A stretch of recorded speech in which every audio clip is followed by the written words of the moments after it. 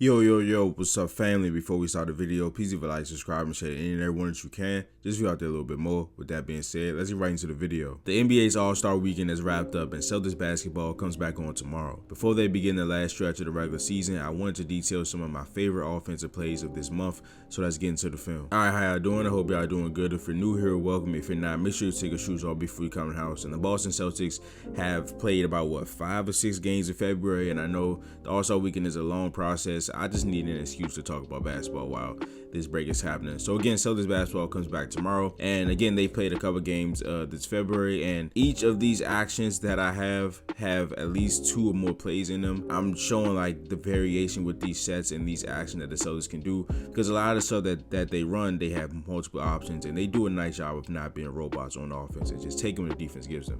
So the first action we'll be looking at is blind pig. Blind pig is a dribble handoff in which a defender is either playing super high on somebody or they're denying the basketball, and somebody will flash and get into a dribble handoff underneath the denied defender. And this is a part of how the Celtics use their non-shooting bigs, as Luke Kornet's here.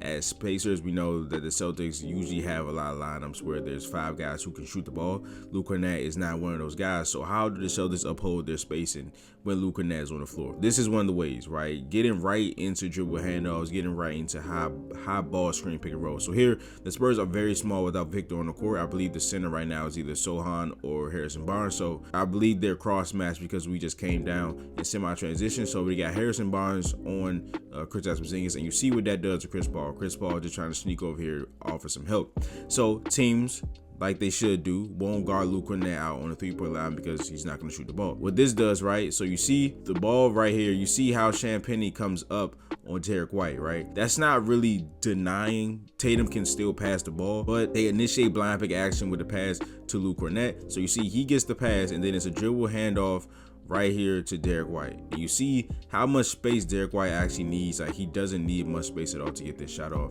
Right there, the dribble handoff, the screen, nice shot screen by Kornet, does a nice shot screen, and we get a 3. And this play is really 2 actions in one. You got the angle pick and roll and then the high ball screen setup right here. So this is something that I've been talking about for like a couple of my last videos, is that how the Celtics will do this angle pick and roll, right? So just be somebody here. The aim is to get this switch. So it's to get a small guy on whoever is setting this pick, right? It could be Jaylen Brown setting this screen. It could be Kristaps Porzingis. It could be Al Horford, right? So the goal is to get that switch, right? And in the event that this action does not amount to anything, the Celtics have the high ball screen set up for Tatum right here. So let's say this doesn't work out. They set a screen, they re-screen, they flip it, and it's still nothing. They get the ball to Jason Tatum, and this could be Luke Kornet, Al Horford again, or Kristaps Porzingis. They sprint into a high ball screen, and you know what that does for Jason Tatum. It gets him downhill, gets him going against opposing bigs while the defense is shifting. That's very important because they're coming from defending this action, right? And when they swing it really fast to Jason Tatum, he gets downhill, the defense is shifting, and he can go against a shifting defense. But here, after the angle pick and roll, they go to blind pig, right? It's a dribble handoff in which somebody is flashing under the denying defender, and then they get it, and the dribble handoff ensues right under that person, right? Again, Georges Niang isn't fiercely denying Jason Tatum, but it's still an open play. Now, we saw in the last one where it led to an open 3, right? Porzingis is going to fake it. You see how Jared Allen becomes relaxed, right? He catches the ball, acts like he's going to hand the ball out, and you see how Jared Allen gets relaxed. Kristaps Porzingis fakes the handoff, keeps it, and dunks. All right, so next action we're going to be looking at is Chicago action. Chicago action is a dribble handoff in which somebody receives a pin down to receive a dribble handoff. So right here, we got Luke Kornet initiating this action. We got Derek White setting a pin down screen for Jaylen Brown. So it's, again, just a dribble handoff where somebody receives a pin down to go receive a dribble handoff. And I'm going to say this probably a couple times in the video, but the Celtics guards being willing screeners and actually being decent screeners does so much for this offense. You think about the get the switch pick and roll, which we'll be looking at a little later. The Celtics guards being able to screen and screen effectively is such a big thing for this offense. So you see Derek White is going to set the pin down on Georges Niang, and he's actually going to force Georges Niang to lag behind a little bit with that screen. There's half a second where it's a numerical advantage with Brown and Luke Kornet on Evan Mobley, forces Evan Mobley to make a decision. Is he going to help Georges Niang and come up to Jaylen Brown so he doesn't give up the 3? Or is he going to roll with Luke Kornet and give up the 3? He decides to stay on the ball. Now we got 2 on the ball. Jaylen Brown, nice passing Luke Kornet and dunk. All right, so this helps go to Chicago action again. We got Kristaps Porzingis initiating this one. It's a little bit sloppy because George Niang poked the ball a little bit, but again, we got the same exact thing. We got a pin down for somebody to go receive a dribble handoff. So Pritchard is setting the pin down screen this time. That is an ugly line. Please don't mind it. And then we got Jaylen Brown getting the handoff. Now, since that didn't work initially, we're getting right into a pick and roll. So again, these actions are fluid. They have so many options, in the Celtics not being robots and taking what the defense gives them and just playing out of the sets is so important. So now we are in the pick and roll after the Chicago action, and Kristaps is going to set a nice screen. This switch is going to be very huge in this play because once this switch happens, watch Ty Jerome. Ty Jerome's going to feel the need to scram switch this, right? The miscommunication happens because Ty Jerome is pointing to the corner, but then he changes his finger and points to Kristaps Porzingis. I know what he's saying. I know what he's saying. He's saying he's going to the corner and for Jared Allen to come check Kristaps Porzingis. But you got to communicate. You cannot point in the NBA, especially in the fourth quarter, 8 minutes left. It's a high-stakes situation. You need to actually open your mouth and say something. That causes him to scram switch to the corner, but Jared Allen miscommunication. Kristaps wide open for another dunk. All right, so next action we're going to be looking at is horns lift. The quickest way to identify horns action is usually there'll be two guys on the elbows of the free throw line, but they can be free throw line extended. So if you see two guys right here looking like they're at the elbows of the free throw line or extended, but still in that same alignment, that is horns action. So of course we got the horns, then we got the lift action. So we got the on-ball screen set by Jason Tatum to get the switch on whoever's guarding. Then he's going to lift up just slightly, and then he's going to get into a pick and roll. So this play usually causes like two switches, right? We had Garden on Payne Pritchard. He gets on the Tatum, and then this screen right here by Kristaps Porzingis gets Darius Garland. And you can just see how the whole defense reacts to this switch happening. First, we got Max Strus. He's going to point to somebody, letting them know that Darius Garland needs help. We got Karis LeVert in the corner right there. He's just itching to help in case that pass is coming. And of course, you got Jared Allen, the protector of the Cavaliers rim. He's just itching to go over there and help Darius Garland. The Cavs initially do a nice job not letting Tatum get this ball up. George Niang does a nice job trying to get his hands in the passing lane, but then Tatum passes it, and the quick tap back by Kristaps Porzingis is so important because we've seen how George Niang moved back to Kristaps Porzingis. The quick tap back allows Tatum to drive while George Niang is coming up to him, and look at all the Cavs defenders in the paint, right? Darius Garland was the only one that was already in the paint. George Niang was guarding Jason Tatum. He's lagging behind. Karis LeVert comes off of the corner. Jared Allen completely comes off of the corner. And now Max Strus is caught trying to be in between of Al Horford and Payne Pritchard. Driving kicks give Celtics a numerical advantage. And when the Celtics get you into rotation, you are at their mercy. Payne Pritchard hits a wing three. All right, so again, we got horns lift. Tatum sets the on-ball screen. He lifts up further this time. And Kristaps Porzingis is going to do the same thing. We get the switch. And Jared Allen this time is just going to come over here and try to switch. Tatum is too good of a passer for these switches not to be crisp, right? So you see how they try to switch. It's just not, I don't think they said anything to each other, Garden and Jared Allen. They just made some eye contact and they switched, but Al Horford hits a corner three. All right, so next action we're going to be looking at is the get the switch pick and roll. I call this get the switch pick and roll because you guys have obviously seen that there are actual pick and rolls where the goal is to get somebody going downhill. The goal is to get somebody an open three. The goal is to roll or get into the short roll, right? We've seen this so many times where the sole purpose for some screens by Jason Tatum or the Celtics is to get a matchup, right? The sole purpose of this screen set by Jason Tatum is to get Tyrese Maxey locked on him. So this is why I've been calling it the get the switch pick and roll, because there's no other purpose than to get this, right?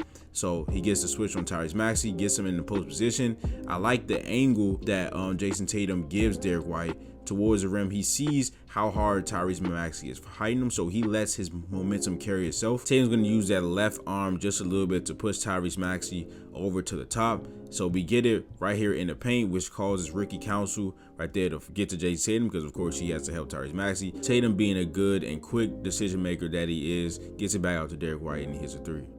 And again, here we got another one, but this time Jason Tatum is the ball handler. And again, this just goes to how versatile of a player Jason Tatum is. There aren't a lot of stars, especially wing stars, who screen as much as Tatum and screen as effectively as Jason Tatum does. But then he can be the ball handler in this situation. And again, this is a get the switch pick and roll. This is just for Drew Holiday to set the screen and move Ricky Council out of this play.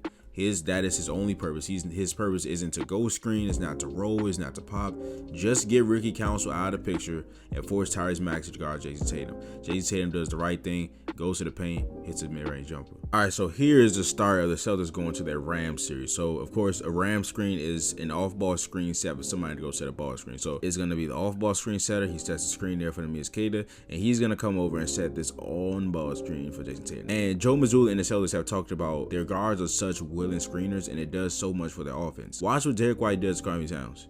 He booms Karl Anthony Towns. That means that Kada is running into a screen freely, right? Now, again, Karl Anthony Towns he can't see what's happening right now. As soon as he sees Tatum is already gone, so now he has to feel like he has to rush over there. Tatum knows that with this amount of space, Karl would think that a pull-up three is coming. So as you watch Tatum, he's gonna hesitate right there. That's all he needs. That hesitation to pull up three. Karl Anthony Towns is gonna sell out. He missteps. You see he has to do a big jump step, whatever that is, and he gets another dunk. All right, so the Celtics go to Ram action again. You got Derek White setting the off-ball screen for Kada. Kada does a nice job of juking out Karl Anthony Towns a little bit. He thinks that he's gonna go to this side. He ends up going to this side, so that catches Karl Anthony Towns off guard, and he's already behind to start this. Then he gets screened. Then he assumes that Kada is gonna set the screen on this side, so that's where he goes. Kada actually sets the screen on this side of Mikal Bridges. Watch Karl Anthony Towns. You see he's already on this side, so he's already in the wrong. Kada sets the screen on that side, which means again Karl Anthony Towns has to go over and then guard Jason Tatum. That's not a recipe for success. He gets over there, but then Jason Tatum gets past him. That's another mismatch that we didn't even talk about. So now Karl Anthony Towns, who isn't the greatest rim protector, but he's still a center. He's still an active big in the paint sometimes. But after Derek White sets this on-ball screen, he's gonna just go to the dunker spot. Derek White just goes right to the dunker spot. So now Jalen Brunson, once Tatum gets past Karl Anthony Towns, the guy protecting the rim for the Knicks is Jalen Brunson. So when that happens, Tatum could have just went up, but Jalen Brunson steps all the way up off of Derek White, the pass, the drop down,